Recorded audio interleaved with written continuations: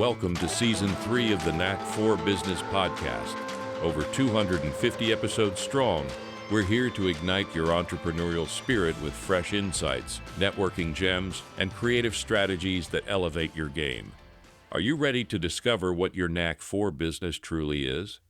Your hosts are Bernie Fransgrote from Creative Insight and Wayne Pratt from Motivate You Inc. Today's topic is, seriously, if you're invisible, you'll fail. How can you simplify hosting impactful events while saving time and effort? Our guest today is Jennie Eriksen from EventRaptor. Jennie is the visionary behind EventRaptor, a platform that transforms event planning into a simple, stress-free experience. With a background in tech and business development, Jennie has over 15 years of experience in creating systems that make complex tasks easier. Before founding EventRaptor, she led successful projects in IT and software development, helping organizations streamline operations and enhance user experiences. Now, Jennie uses her expertise to empower entrepreneurs and organizers to focus on delivering impactful events, while EventRaptor handles attendee tracking, speaker coordination, marketing with a seamless CRM integration. Her passion for innovation and helping others shines through everything she does. Plus, she's just a well-rounded person. Jennie, welcome. My favorite quote is from the 1992 film Strictly Ballroom, which is an Australian film created by Baz Luhrmann. And it's actually a life lived in fear is a life half lived. I really lean into that because if you're not going to get out there in whatever it is you do and take a chance and use the momentum to take small steps to get out there, I fear you're going to get to the end of your life and think, all those opportunities I've missed to do something, say something, be somewhere. And as I say, the films are very much a happy ending of the story, but it's just such an impactful life. It really is a little kind of kick in the pants to get out there and be seen and do the thing. And actually the character in the film goes from being invisible to being visible as well. One of the main characters. And what's the tagline for EventRaptor? Steve, my husband, who is actually the creator of EventRaptor, so I'd love to say I created the system. I supported creating the system. I talk about it a lot, but my tagline, the thing I say is visibility is your own responsibility. I can't take credit for the line. Actually, there's a TEDx talk surrounding it, but it summarizes how we feel. So visibility is your responsibility, but we're here to help you make it happen. That's the tagline I use, and it seems to really resonate with people. And if you go to networking meetings, you very much see people's micro expressions on their faces when you say it's kind of, oh, yeah, you're right, it is. So why is it that people like to be invisible? And why do they want to be in that zone as opposed to being visible? I think for all of us, we're speaking or whatever it is we're doing, it's a fear of being judged. You know, we're putting ourselves out there where we're being seen in all our glory. Imposter syndrome kicks in. Of course, you know your stuff and you want to talk about your stuff. And then suddenly the imposter syndrome kicks in. You're doubting your expertise and you're literally underneath the spotlight. So first and foremost, a lot of people get intimidated by all the tech and the tools. They think they're going to need a whole load of stuff. And all the moving parts, speaker bios, landing pages, all the stuff you need. Have you got your thing? And what time is somebody speaking? And so people go, I don't want to do it because it's just going to involve too much time and effort and the tools, and I'm going to learn things. So I'm not going to do it. Another thing is people, and we all do it, I'm not ready. It's like when you're sitting on the side of the swimming pool, it might not be graceful, but you'll get there. And the more you do it, the more seamless it gets. I haven't got my ducks in a row. I haven't got this and I haven't got that. And then suddenly another year has gone past and you're still saying, I'm not quite ready yet. I haven't quite tweaked the landing page or the way I'm going to finish my talk. And a lot of people get caught in I need to learn a bit more before I do the thing. I've got to just get this in place and then I need to go out and do the thing. Some of the best people that I've heard speaking, I watch our audience so much. They're very raw, they're very real, they're not word perfect. They have really engaged their audience. They're not shiny and slick, they're raw and real and they're imparting good stuff. It's like a smack in the face to the audience of just good stuff coming at you. I'd love more people to realize that you turning up as you in your unique way, the best thing ever, rather than thinking you need to be something slick and glossy. I know you have a backstory we've actually talked about, so I won't go into it much, but you were actually a product of the pandemic and how you responded to it, which I think is incredibly cool. One of the things that came out of that is the virtual summit, What is a virtual summit, Jen?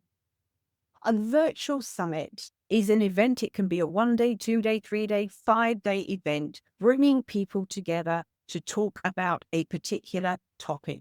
A summit is where you're going to get a group of people that talk around, as I say, a particular topic to an audience there to listen. It's a way of bringing together people globally. A virtual summit means anybody in the world can be part of the event, whether that's live, whether that's a recording, whether that's whatever it may be.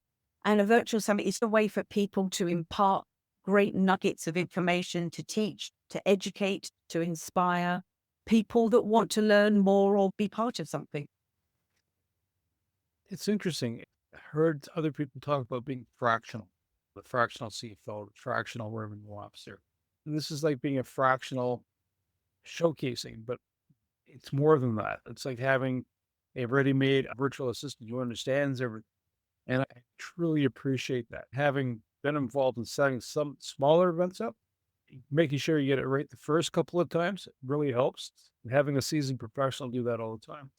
So is this then EventRaptor would handle whether it's live or recorded then? Would this handle some really small segments? If you're just doing a small summit, how big can you go? Yeah, absolutely. Stay tuned for 2025 because we're growing all the time. A summit can be a small group of people. And there are people that run summits and think a whole ton of people are going to turn up and it's going to be super exciting. The worst thing is not so many people turn up. When people impart great information, it can be the most wonderful event. We get that with networking meetings too. People go, oh my goodness, there's not many people here. It's not going to be good. But if you get the right speakers, the summits can be recorded and go out live. They can be recorded, diced and used as social media. That can go on YouTube. You can have it footage on your speaker reel. So it's never a wasted opportunity. And I always think that anybody who goes to a virtual event may be expecting 100 people and there's only 10, 15 people in the room. It's a great opportunity for you to deliver your message. It is an opportunity for you to give your talk and to inspire people.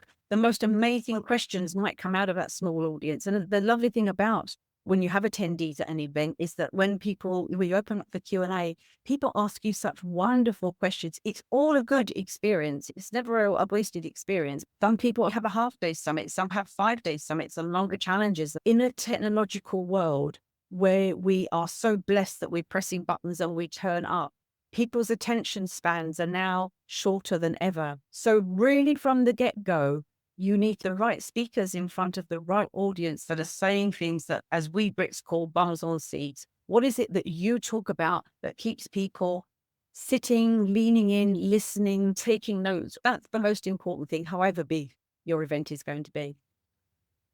Is it also a kind of a mix between, there's some events I go to and I'm in the audience live, but I'm not part of the screen. And then there are other events I'm at, but then you have breakout rooms. Is that also part of the solution map of event? It can be. And again, stay tuned. We've got some things coming in 2020. I can't spill the beans, otherwise I'll get in trouble. But yes, all virtual events. We think about a typical summit of people speaking or attendees asking questions, but it might be that you want to send people into breakout rooms to mull over a particular thing that a speaker has said. It might be that you want to have an expert panel. It might be that you want to shine a spotlight on a particular person and do some brainstorming. There's no set formula. The formula, again, is about having an event that people are enjoying so much that if you run that event again, people will say, I went to the last one. It was really great. If it's anything like the last, sign me up for the 1 day, 3 days, whatever. I'm coming along. It was just so good. There are different ways of running it. We like running live virtual events, and that's our preferred format. We, of course, record the event as well so that anybody who takes advantage of a VIP upgrade can get the recordings of all the speakers and all the goodies. There is something special about things being live, which often puts people off. I can't bear the thought of going live. What if somebody doesn't show up? What if this happens? I can assure you there is nothing more wonderful than it being live. And of course, have some goodies up your sleeve for if things go a little bit awry, because they do. That's life. Things happen.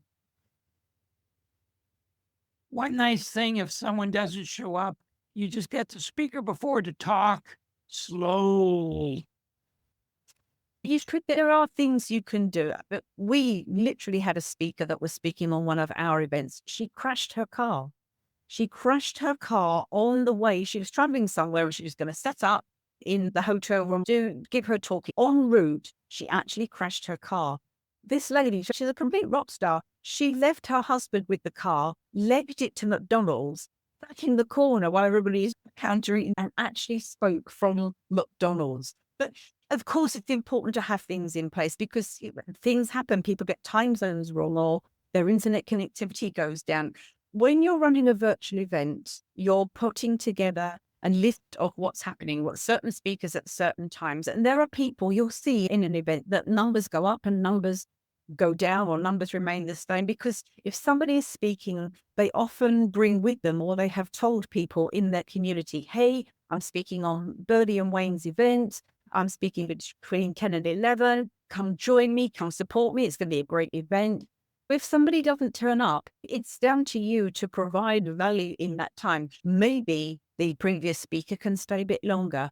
Maybe as hosts, you can expand on a particular topic. Let's have a bit of a masterclass. Who as attendees has got a problem? And fill the time. If you just leave it and go, I'm just going to fold our arms for the next hour and just wait until the next speaker shows up. Be on your toes and be mindful, but think about having things that you can do that create value and that people can still enjoy. This happened before. We've had speakers finish early, we've had all sorts of things, but we can see that the numbers stay the same because what you're doing is just continuing on with the event rather than the change impact you and throw you off. Have you taken someone who went from invisible to impactful? We ran a virtual event for somebody. They just wanted to turn up and do the thing. This particular person that was completely going off-piste all over the place. So my poor husband and I were trying, where's she going with this? What are we doing with this? And then in Norway, we had a huge storm, complete outage. We lost everything. We managed to use our laptop and connect to data. And then we put our laptops under our arm, got in the car and drove to the next town while still keeping them on data. Because as it happened, a speaker was just starting to speak. And so we led it into the first coffee shop, burst in, ran to the corner and just ordered something from the menu, something, and ran the whole event from the corner of a coffee shop. The challenge was the client who was running it, who just loved to talk, and we're sending all the messages going, a couple of minutes now, wrapping up, next speaker coming. And she was ignoring that. And other things, of course, are when speakers finish early. Sometimes if you're speaking, you might think, oh, I've timed my talk. It's going to be about 30 minutes. And look, to say very quickly, you start speaking and 15, 20 minutes in, you're done. And then there'll be questions from attendees, and attendees have been hit in the face with all this stuff. And perhaps I haven't got any questions. It's kind of, what now? So you have to fill in and think of questions. I've had a few of those before. My goodness, what do we do with this? It's worked out. Champion stories. We've worked on growing a community with EventRaptor. When we ran one of our very first events called Own Your Stage is about the specificity of speaking. When we run virtual events, or when anybody runs virtual events and they say, I'm looking for speakers, you will get a plethora of wonderful people, including your friends, people you know, apply to speak on your event.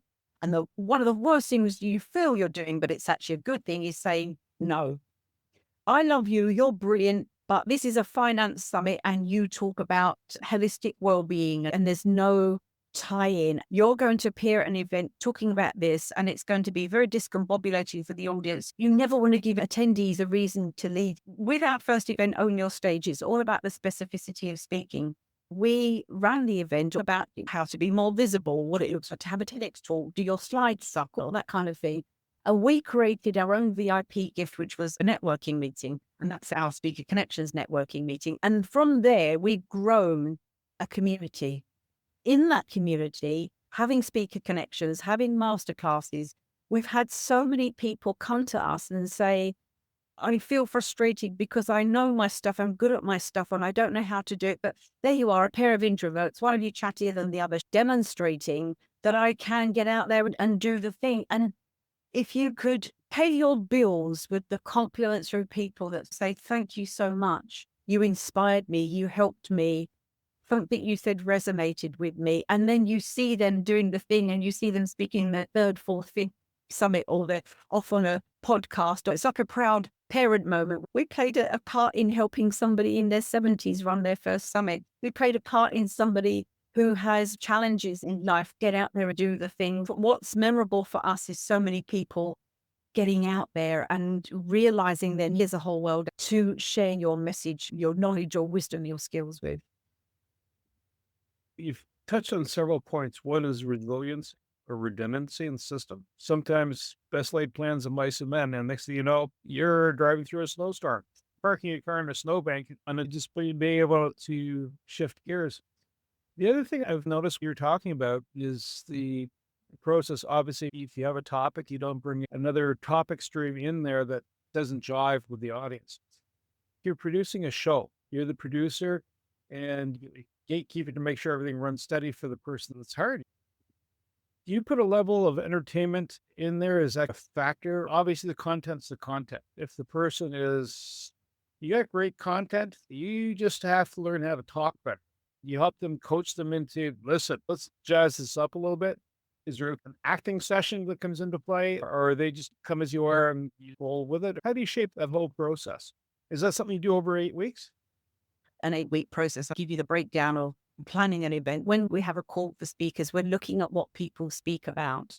You're going to get an eclectic mix of people. And sometimes you think, how does what you talk about tie in? But then when you speak to somebody or you see that, you think that's really clever how that happened with event management system. People book their time slot according to what works for them. It's open to people. Once you're accepted as a speaker, if you want that the first slot is normally, and we would advise you as the host, take the first slot and take the last slot, because you want to start the event demonstrating your authority and expertise. It's a nice way to round off with you speaking. But then we say to people, choose your time that works best for you. But you're going to get an eclectic mix. If you've got 3 or 4 people talking about the same thing, then it's sometimes about who is the person that you're going to choose to speak. And as I say, over the years of doing this, you're going to get people, you're a character, things are going to change. We had somebody speaking at one of our events, and he had to do a pre-recorded event because something came up with the family. And he's an Australian guy. His name escapes me for a moment, if I can remember it.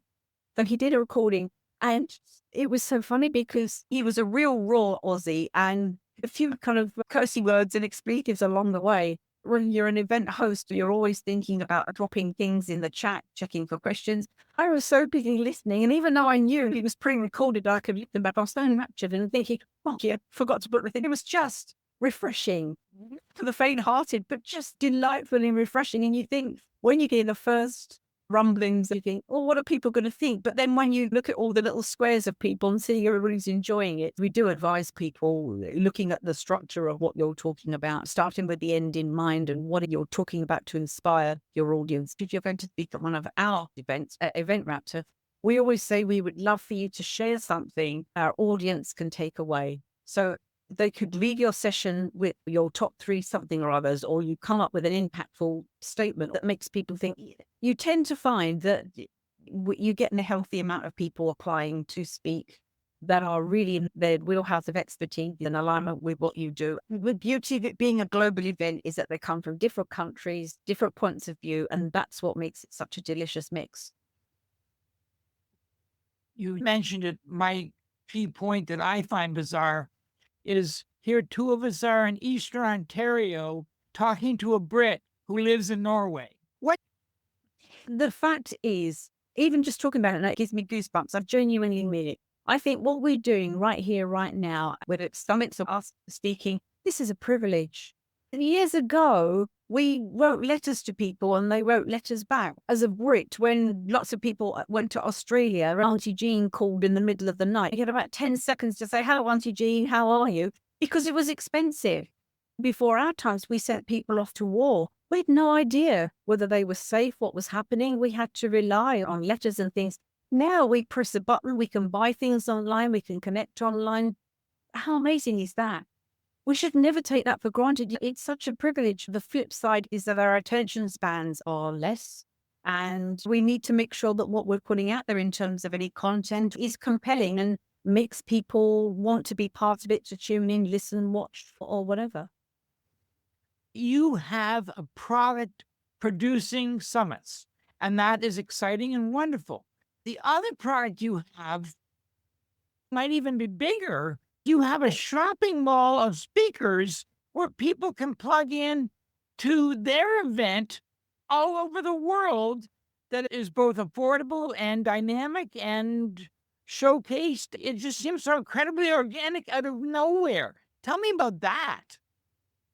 We started our speaker directory when we started EventRaptor. We wanted event organizers to find speakers. Very early on, we had somebody contact us and said, your speaker directory. And somebody who's got a podcast has reached out and asked me if I'd like to be on their podcast. Is that okay? And we were absolutely fine, as long as that person's not going to say, pay a gazillion dollars and be on my podcast. And as long as you feel it's an authentic opportunity, it's something you want to do. And if you played some small part in making that happen, then great. But more and more we realize that people were using the speaker directory to book people on their live streams. There is such a delicious mix of people doing all kinds of things. And we get people saying, oh, but I talk about this topic and it's very highly specialized. Unless you create a profile, you won't give people the opportunity to find you. That's the thing about speakers and networking events, speaker connections. Have a really eclectic mix of people from all over the place. The lovely thing about it is we have what we call 3 breakthrough rooms in our networking. A chance for you to meet people, 4 to 5 to 6 people, maybe a couple of minutes each to get really laser focused on telling people what you do, who it is you serve, what it is you're looking for.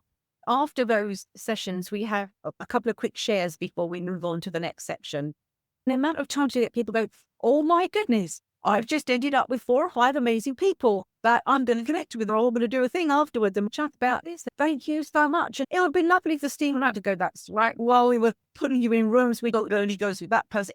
It's the Zoom gods have done the thing. The lovely thing is that we see people that have come from completely, they talk about different things, completely different walks of life, country, going, yeah, I want a conversation with you. And that's just amazing. It's absolutely thrilling that happens. We had a big turnout one time. We had about 110 people at our meeting, and a lady speaking said, is this a tall order? I don't suppose. I'm looking for a particular thing. And I looked at the screen thinking, you could have a conversation. She was thinking, nobody will be able to help me. I could identify 4 to 6 people she could have a conversation with. We're more connected than ever, even as speakers talking about similar or different topics. If we think about each other, it's just an extension network. Think about each other and how we can help each other. We can all get out there and do our thing. The technology you're talking about, the back office. So is the platform run on Zoom, Teams, Google Meets, or is it unique to its own? Or what do you do to drive that boat? We are platform agnostic. Because it's a virtual event management system, it doesn't matter what you use it with. We prefer Zoom because even though people explore different things, Zoom is what most people know. Thanks to the global interrupt back in 2020, everybody was Zooming. I mean, people going, I'm all Google Meets out. People are saying, oh, I'm all Zoomed out, or, whatever. Make it as easy as you can for people to come. Our virtual event management system does that in as much as you get notifications and all the links and everything you need for speakers to show up, for attendees to speak up. Make it as easy as you can in terms of platform. And one time long ago, we had somebody that couldn't show up and sent a message and said, oh, your event, I couldn't show up. We were mortified because all the good stuff went out, the reminders, Wayne speaking at the top of the hour and stay tuned, Bernie's next. What? And we're thinking, what on earth was it? And we walked through and we said, have you updated your Zoom? And she went, what's Zoom? There we go. We can't help with that one. That's not what we do. But yeah, Zoom works well. If it ain't broke, don't fix it. That's one element. The other element of the tech is on CRM.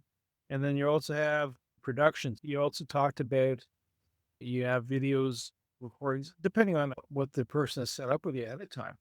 So do you do the video editing, or is this raw footage? Do you do the ads? Do you do the promotions, the drumbeat to the universe, if they provide the link to their social media? What we say to people in the first instance is, what is it you need? There is no point in somebody saying when they turn up to an event, can I share my screen? It's a given that you can share your screen, but we do say to people, is there something specific that you need in order to show your slide or whatever? And most people are well prepared. Sometimes people can't make the darn thing work.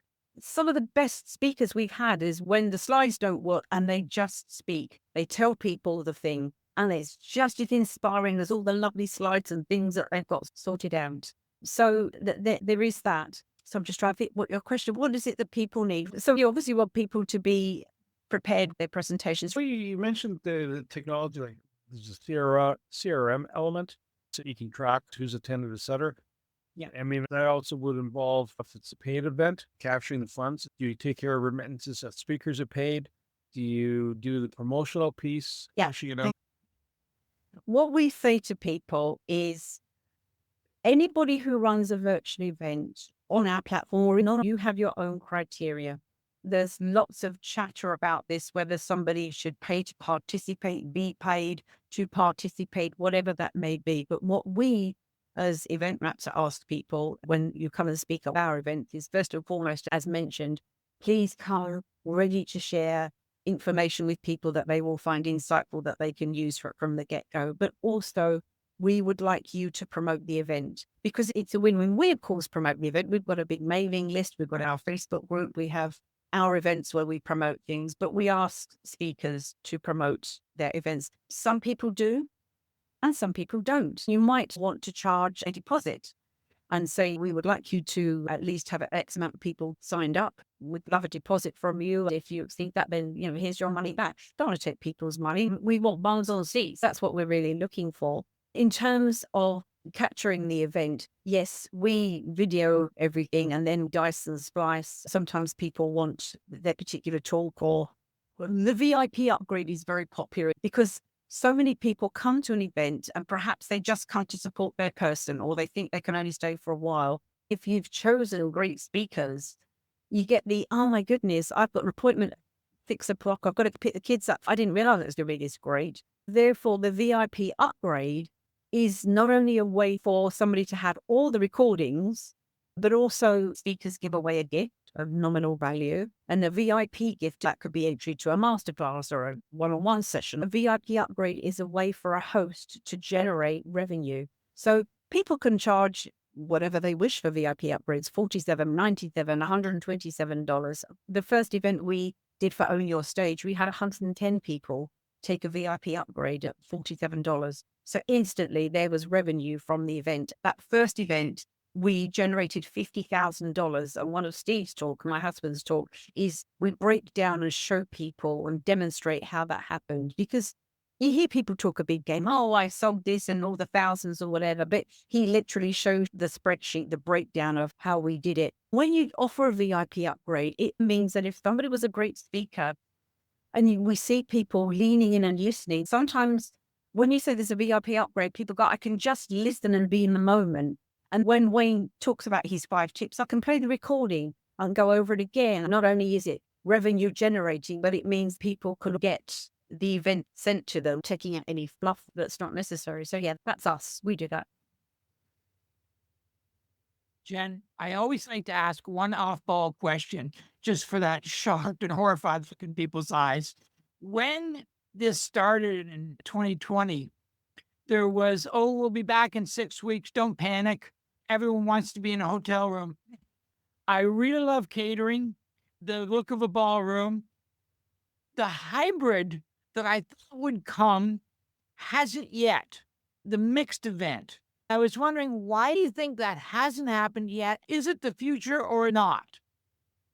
And if you know what I mean by hybrid. Yes, I think this is just my layman's expertise. My husband could give you the actual tech answer to this. In-person events and virtual events are different. They have a different energy. They have a different setup. They are set up differently. And when you think about hybrid events, you think in terms of perhaps Tony Robbins, that they've got multiple screens and whatever. You as a speaker, if you're speaking on a stage, on a real life stage, are in front of people, there is an audience in front of you. In a virtual event, we're on camera.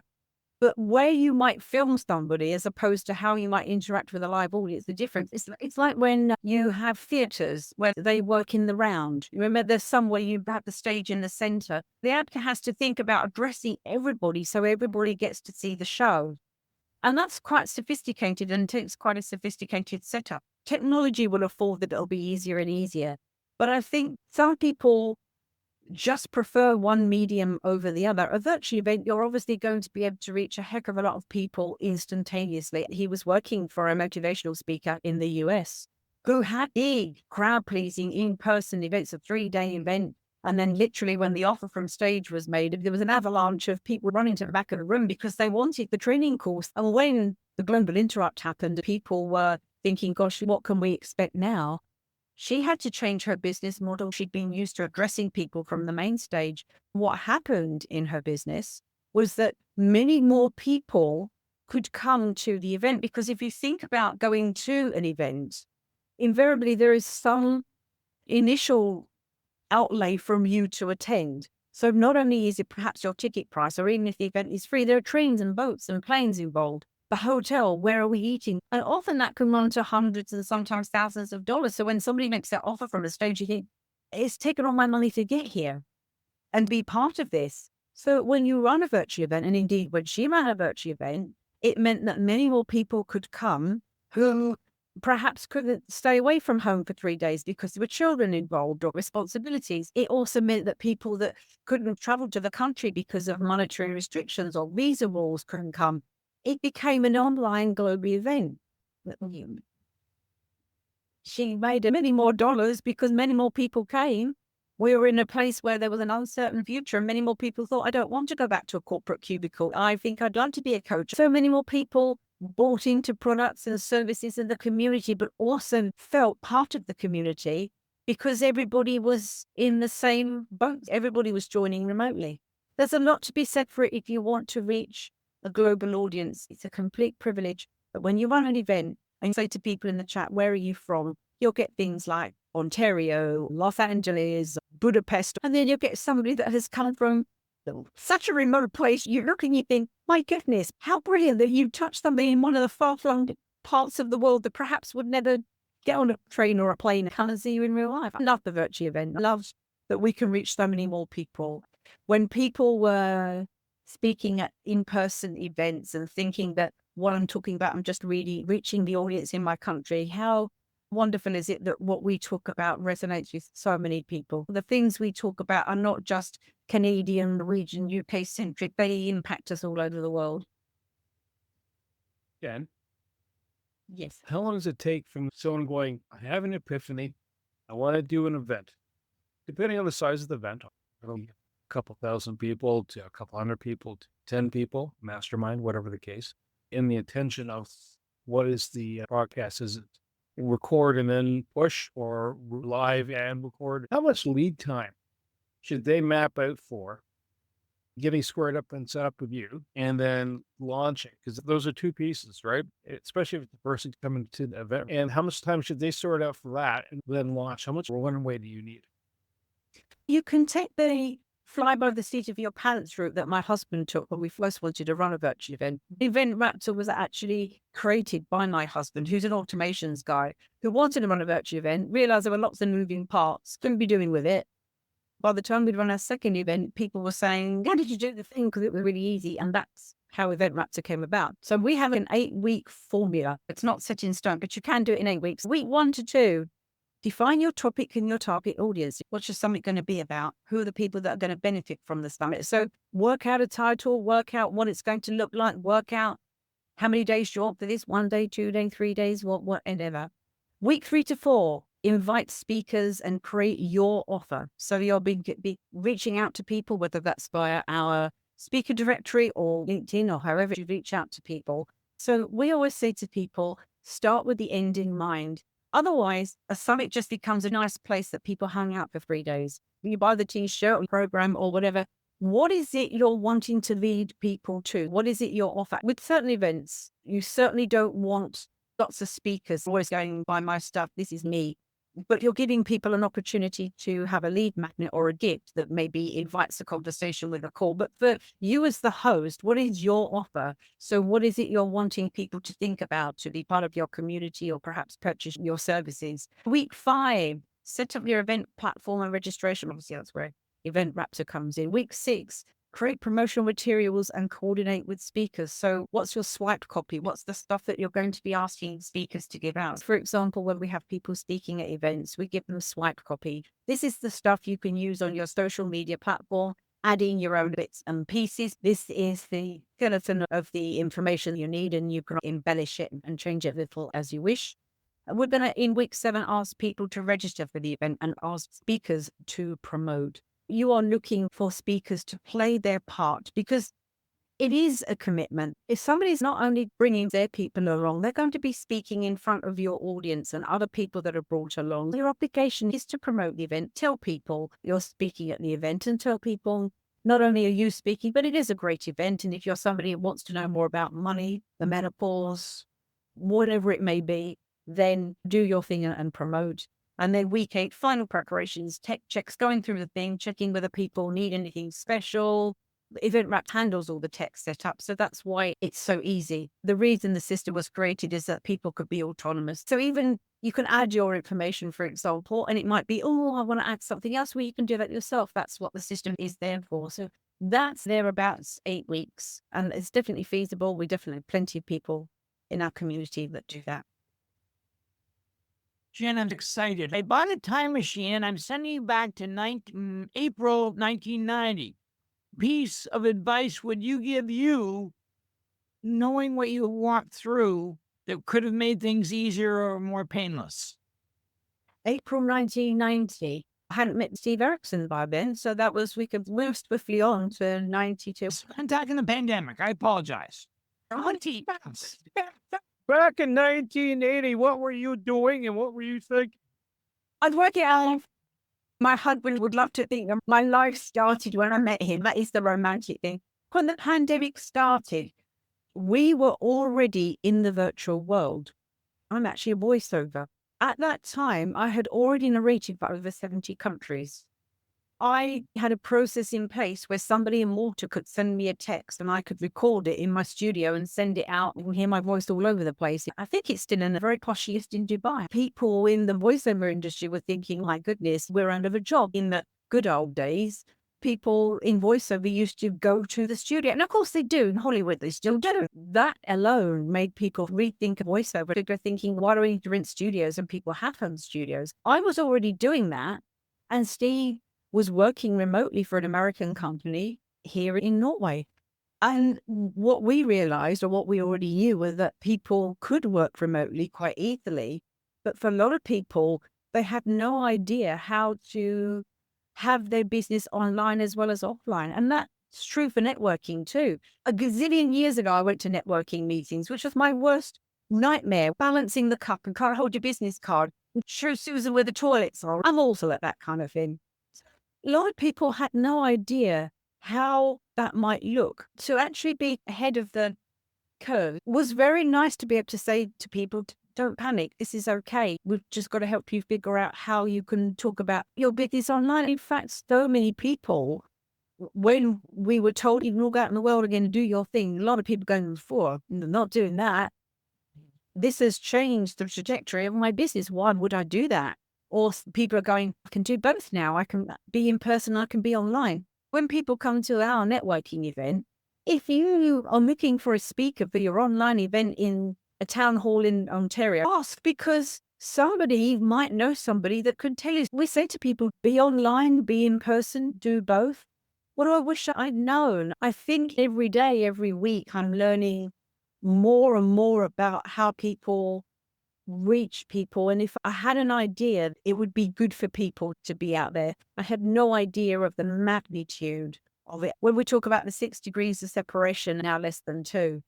Now when I speak to people, I see people go, I know about you, you're EventRaptor, aren't you? It's kind of, oh my goodness, that's amazing. What a privilege. Or then you get people at a networking meeting going, you talk about virtual events. Wait, I've got to introduce you to this guy. There's this guy that does this thing. It's an event management thing. It helps you run. And you might know him. Yeah, 32 years married to that guy. Yeah, I do know him. And then the virtual kitchen table working out how to do the thing in the first place. But that's lovely. And the fact that me, a girl from just outside London, would know people globally and go, yeah, I've got people in my global Rolodex that I can call on and talk to, that I love to hang out with. That's just amazing. So if I'd known then that I would have such a global reach, that's mind-blowing, but a privilege nonetheless. Is seeking you out. How do they find you? You go to EventRaptor.com if you want to see what EventRaptor does. You can find me on LinkedIn. You can come and be part of our community. We have our Facebook group, our Speaker Connections networking group. Not only do we have the networking, but we have after hours. If you want to just hang out and ask us anything about what we do and our services, you'll be welcome. Maybe you just want to hang out and ask some advice or tell us something you've been up to. We're around quite a lot. The website, the Facebook group, the Speaker Connections networking, our masterclasses. I'm around all over the place. Jennie, that's fantastic. I want to say thank you to Jennie Eriksen, my co-host, Wayne Pratt, and Knack for business listeners. Listen, if you're going to host an event and you're going, oh my gosh, what do I got to do? You're not familiar with that territory. Or if you were familiar with that territory and know how much effort's involved, reach out to Jennie. And you know why? Because it's going to save you some time, some money. That way you can focus on your goals and what you really do well. So that's my advice to you, the listeners. To reach the podcast hosts, email them at info@creativeinsight.com or by the website creativeinsight.com, spelled KREATIVINSIGHT.com. To reach Wayne at his email, Wayne@motivate.uca. That is MOTIVE, the numeral 8 and the letter U.ca, or his website, Motivate.U.ca. If you would like to be a guest on this podcast and share your knowledge, let us know. We would also appreciate your feedback on the content or format. Check the show notes for more details. For these podcasts, we like to acknowledge the support and thanks to the following people: Carl Richards from Podcast Solutions Made Simple, a renowned podcast expert; Fred Crouch, who is the Property Wizard podcaster, where Bernie is a co-host; Jovan Strika from @Hive, a co-working space that is more than just a space; then Melanie Weber, Bernie's invaluable business partner; and Wayne Pratt from Motivate You Inc., who serves as both a coach and co-host of these podcasts. Disclaimer: please note that the Knack 4 Business podcast episodes are meant solely for educational and general informational purposes. The information and opinions contained within are not intended to be professional advice on any subject matter. The thoughts, views, and opinions expressed by the participants are their own personal beliefs and do not represent the views of the podcast hosts or any affiliated organizations. It is important to note that this podcast is not a replacement for consulting with certified experts in your area who possess knowledge of your unique situation. The hosts of the podcast, along with any participants or affiliated groups, do not take responsibility for any actions taken or not taken based on the information presented in this episode.